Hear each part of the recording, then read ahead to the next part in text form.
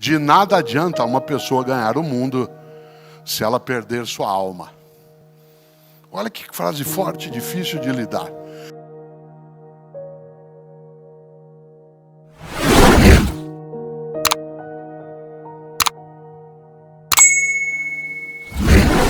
Uma das coisas que mais eu ouço hoje, pessoas dizendo, e isso é verdade, especialmente nas novas gerações que chegam ao mundo do trabalho, às organizações, às empresas, eu quero fazer só o que eu gosto. O que eu costumo dizer que é um sinal de inteligência. Afinal, só um imbecil gostaria de fazer o que não gosta. As coisas que o mundo da religião trouxe, uma delas é uma expressão que aparece num dos evangelhos dos cristãos. Vocês sabem que os cristãos têm 4 evangelhos oficiais, que são chamados de canônicos. 3 deles são evangelhos que contam uma história paralela, por isso eles são chamados de sinóticos. E tem um 4º evangelho, que é o evangelho de João, que tem uma história muito mais reflexiva, filosófica do que narrativa. Os 3 evangelhos que são sinóticos, o de Mateus, o de Marcos e o de Lucas, o de Marcos tem uma expressão que tanto faz se você tem religião ou não, essa é uma decisão tua, é uma escolha tua se tem ou não, mas ali no Evangelho de Marcos há uma frase que ele registra atribuída a Jesus de Nazaré, que eu acho genial, porque ali no capítulo 8, no versículo 36, os cristãos registraram uma fala a Jesus atribuída, na qual ele disse: de nada adianta uma pessoa ganhar o mundo se ela perder sua alma. Olha que frase forte e difícil de lidar. De nada adianta uma pessoa ganhar o mundo, isto é, ser proprietária das coisas, ser alguém que tenha poder, se ela perder sua alma. Perder a sua dignidade, perder a sua identidade, se ela perder exatamente aquilo que dá a ela a possibilidade de ser uma pessoa que não se degrade, não apodreça a sua convicção, que não seja nojenta naquilo que é a sua prática. E eu acho essa expressão consignada ali em Marcos como uma coisa genial para a gente pensar. Olha só de novo, de nada adianta uma pessoa ganhar o mundo se ela perder sua alma. Por isso, ganhar o mundo em última instância poderia ser só a aquisição, a propriedade de bens materiais, que também tem importância, mas não tem exclusiva importância. Mas a outra ideia, que é não perder sua alma, significa não perder aquilo que a vida indica, possibilita, coloca. E nessa hora, claro, pergunto eu de novo para você e para mim, como é que você ganha a vida? Como é que você ganha a vida, em vez de perdê-la? Pode parecer, digo de novo, uma conversa romântica, uma conversa vazia.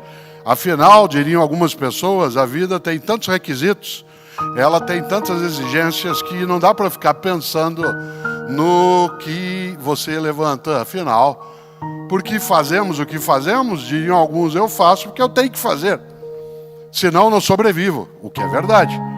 Mas naquilo que faz, porque tem de fazer, existe alguma razão pela qual continue fazendo com dedicação, com esforço, com aplicação, com persistência. Uma das coisas que mais eu ouço hoje, pessoas dizendo, e isso é verdade, especialmente nas novas gerações que chegam ao mundo do trabalho, às organizações, às empresas, eu quero fazer só o que eu gosto. O que eu costumo dizer que é um sinal de inteligência. Afinal, só um imbecil gostaria de fazer o que não gosta. No entanto, independentemente dessa ideia, a noção do eu gosto de fazer o que eu gosto coloca um outro senão. Para você fazer o que você gosta, você tem que fazer várias coisas que você não gosta. Para que você consiga chegar ao lugar que tem como horizonte, há vários outros movimentos que são feitos, que não sempre são engraçados. Vários deles são desgraçados. Eu vou dar um exemplo na minha área. Eu sou professor, agora no próximo ano fará 50 anos. Meio século. Eu comecei a dar aulas, eu estava ainda na universidade. Em 1974, eu estava no 2º ano de filosofia e fui chamado para ser auxiliar de 2 professores de disciplinas diferentes. E ali eu comecei a minha atividade docente, que vai fazer já meio século. Pois bem, Por que eu faço o que eu faço? Porque eu acho que a maneira minha de ser necessário, ou, no meu caso, e de deixar a vida menos desgraçada é a docência. É a comunicação, no caso também a palestra, a escrita, o mundo digital. Mas, na minha vida, para ela ficar cheia de graça, tem muita coisa que é desgraçada. Por exemplo, na minha profissão, se tem uma coisa que é desgraçada, é ter que corrigir prova. Vocês não fazem ideia do que é que significa um domingo como ontem, que na cidade de São Paulo foi exuberante. Quem estava aqui, um domingo daqueles de outono, com um céu bonito, com o sol até o fim da tarde, algumas pessoas chamando as outras para ver o pôr do sol. Você passar a tarde inteira corrigindo prova. Enquanto a família se diverte, diz, pai, vem. Você diz, não, tem que ficar aqui. Por quê? Esse é o meu trabalho. Mas pai, só um pouquinho. Não, isso aqui é o meu... Aí ninguém está ouvindo, você fala, meu castigo. Ou é meu dever? Ou é minha obrigação? Ou é o desgraçado para que o engraçado venha? Pessoal, mas por que é ruim corrigir prova? Quem aqui é professor ou professor sabe. A gente não pode não fazê-lo. Eu, Cortella, não tenho como, quando era docente no cotidiano, não tinha como não corrigir provas e trabalhos dos meus alunos, porque a única maneira de eu saber como eu estou ensinando é se eu afiro como as pessoas estão aprendendo. A única maneira de eu saber se aquilo que eu estou fazendo tem relevância, eficácia, se tem alcance, é se eu notar como é que as pessoas estão aprendendo, escrevendo, trazendo. Não basta alguém me contar. Será que dá para eu terceirizar a correção de prova? Claro que dá. Segundo alguns, em breve a inteligência artificial fará isso por mim. Mas ela fará por mim, vai me contar ou vai fazer um relatório?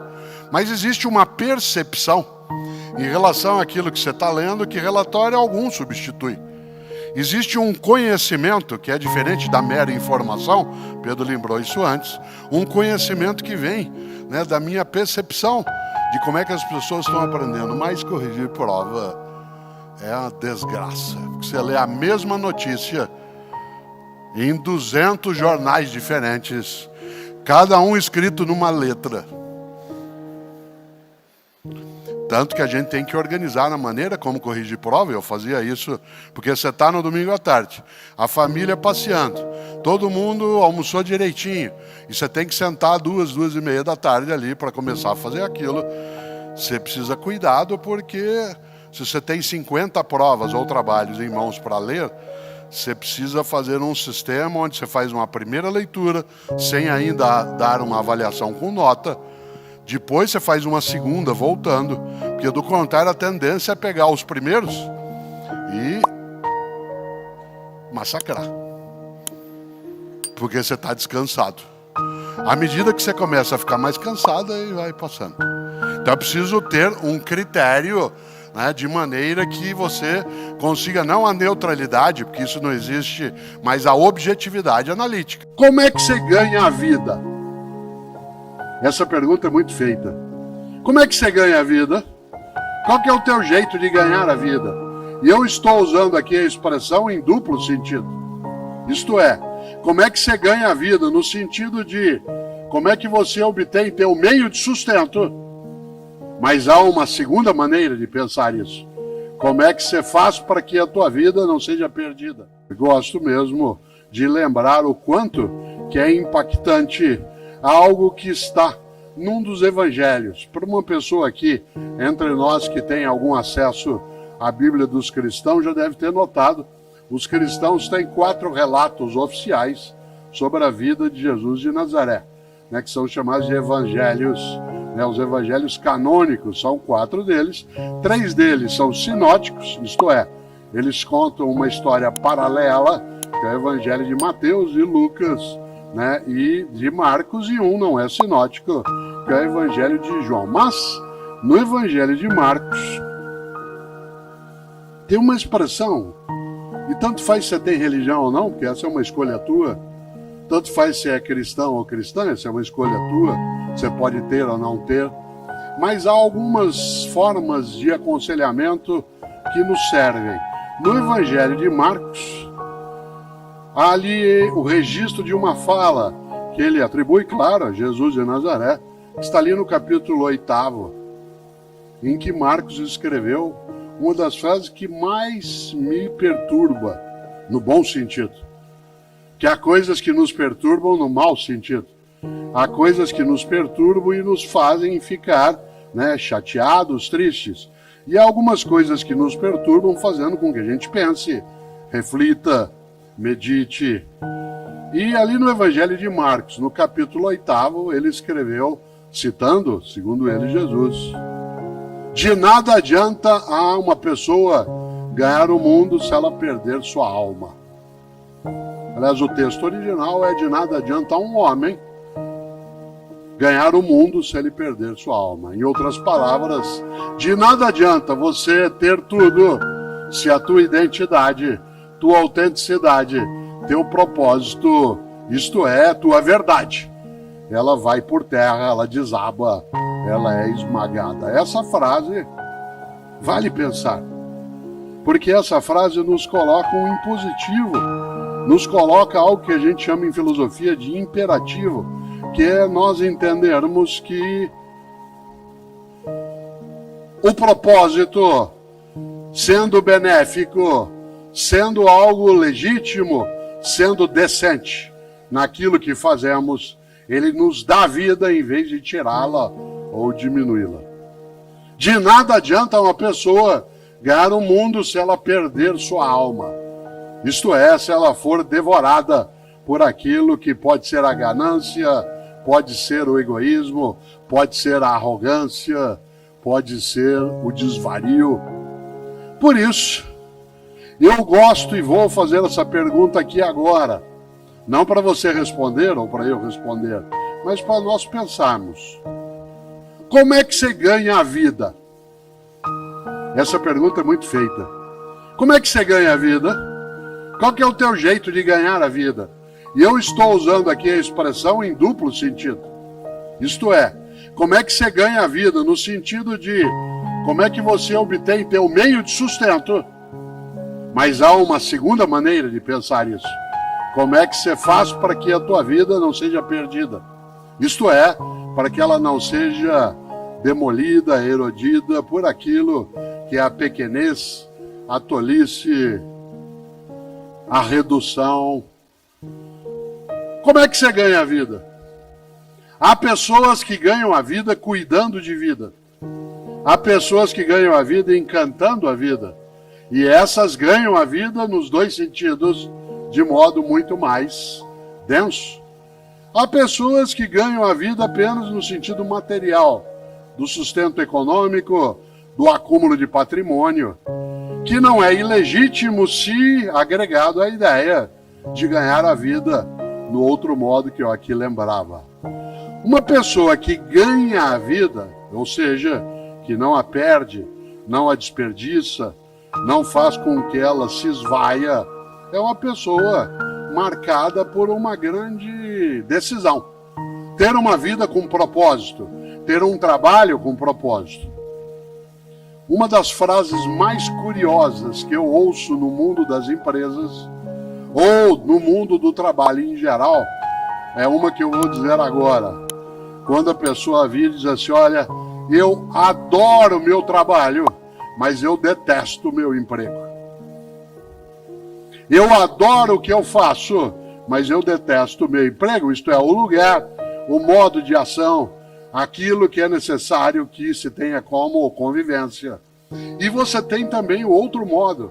É assim: eu adoro o meu emprego, mas eu detesto o meu trabalho. Ou seja, gosto de ali estar, gosto daquela convivência, mas aquilo que faço não me realiza. Uma das coisas mais bonitas, e eu gosto de fazer isso, há um livro que dá título a esta reflexão, chamado Por que Fazemos o que Fazemos? E ele trata disso, que eu estou aqui dizendo agora. Ele não é o único. Houve uma época em que, ao término de uma atividade, não era tanta gente, havia uma sessão de autógrafos. Hoje a gente não consegue mais fazê-lo pelo número de pessoas e também pela necessidade de proteção nossa em relação a algumas das coisas que nos circundam. Mas hoje há um outro modo, que eu não chamo mais de autógrafo, eu chamo de fotógrafo. Né? O que é isso? É quando eu terminar aqui, quando eu terminar a minha exposição, eu ficarei sobre o palco e, se você desejar, de modo tranquilo, ordenado, você se aproxima com a tua câmera e aí eu fico andando para lá e para cá, que nem um caranguejo, dado que eu tô, né? Vou até lá, depois eu volto, vou até lá e volto, e você faz uma selfie, se você desejar, assim. Há pessoas que gostam de fazê-lo, depois posta. Mas se você tiver com algum dos meus livros, faça a selfie segurando o livro, né? Porque aí sai você, o livro, e eu sorrindo, né?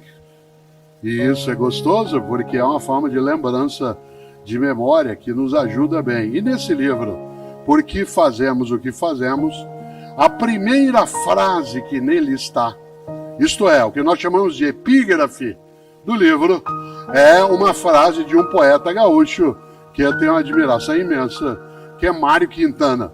Talvez seja o poeta que eu mais cite, né, nos lugares. O grande Mário Quintana, um gaúcho nascido em Alegrete e que faleceu, né, em 1994, no dia 5 de maio. É fácil lembrar, porque ele morreu na mesma semana que o Ayrton Senna. O Senna morreu, né, no domingo e ele na quinta-feira. Mário Quintana tem várias coisas maravilhosas. Uma delas, eu sempre que posso trago à tona, aliás, duas delas. Mário Quintana, eu já disse isso em algumas palestras, ou no mundo digital, mas gosto de trazer à tona. Mário Quintana tentou entrar 3 vezes na Academia Brasileira de Letras. 3. E foi recusado. Não aceitaram Mário Quintana na Academia Brasileira de Letras. Um lugar cheio de imbecis e vários que não são. Um lugar que já teve vários imbecis e vários que não eram. Não aceitou Mário Quintana. Aliás, sabe quem não entrou também na academia? Carlos Drummond de Andrade, Clarice Lispector, Monteiro Lobato. Nesse momento está se candidatando à Academia Brasileira de Letras uma das pessoas mais admiráveis para mim, que é Maurício de Souza, um paulista nascido em Santa Isabel, mas que fez a sua vida ali em Mogi das Cruzes. Eu tenho 3 livros com ele. Eu faço o texto, ele faz as histórias com a Turma da Mônica. É uma pessoa, né, assim, incrível em termos de afago, de afeto, e que agora está se candidatando também. Pois bem, Mário Quintana foi recusado 3 vezes na Academia Brasileira de Letras. Vocês sabem que, como bom poeta que tem um propósito firme, ele deu o troco muito bem dado. Para dar o troco em que eu recusou, ele fez um poema. Vocês conhecem, chama Poeminho do Contra. Não é poeminha, não, é Poeminho do Contra. Aliás, esse poeminho, ele devia aparecer em vários lugares. O André, meu filho, que tem mais de idade, que está sentado aqui, sabe que eu tenho esse poeminho pendurado, né, numa das paredes ali no Parque Tatu. Uma coisa gostosa, porque o que é que escreveu Mário Quintana? Guarde essa frase aí, porque ela vai servir para algumas coisas na vida, quando as pessoas, vez ou outra, em vez de serem colaborativas contigo, buscam ser demolitivas. E ele escreveu, é uma trova, ele diz: todos esses que aí estão, atravancando meu caminho, eles passarão, eu passarinho. Olha que coisa genial.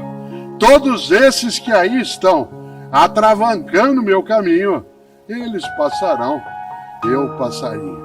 Parece frase de para-choque de caminhão no Paraná. E eu sempre penso isso em relação a algumas coisas na vida, e algumas pessoas têm para-choque de caminhão que é assim: na subida você me aperta, na descida nós acerta. Na subida você me aperta, na descida nós acerta. Olha que coisa boa.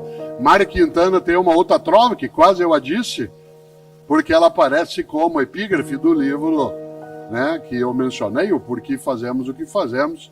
E essa trova diz: um dia pronto, me acabo, seja o que tem de ser, morrer que me importa, o diabo é deixar de viver. Olha que inteligência. Um dia pronto, me acabo, seja o que tem de ser, morrer que me importa, o diabo O horror é deixar de viver. E deixar de viver não é apenas perecer o corpo. Deixar de viver é morrer. Tua dignidade, tua esperança, teu desejo, teu afeto, tua amizade. É ter uma vida a qual falta graça. Quando eu penso em vida, trabalho e propósito, eu acho que para que a nossa vida não seja uma vida banal, fútil, uma vida sem sentido, é preciso que o nosso propósito seja, antes de mais nada, o de deixar nossa vida e a vida de outras pessoas conosco mais cheia de graça.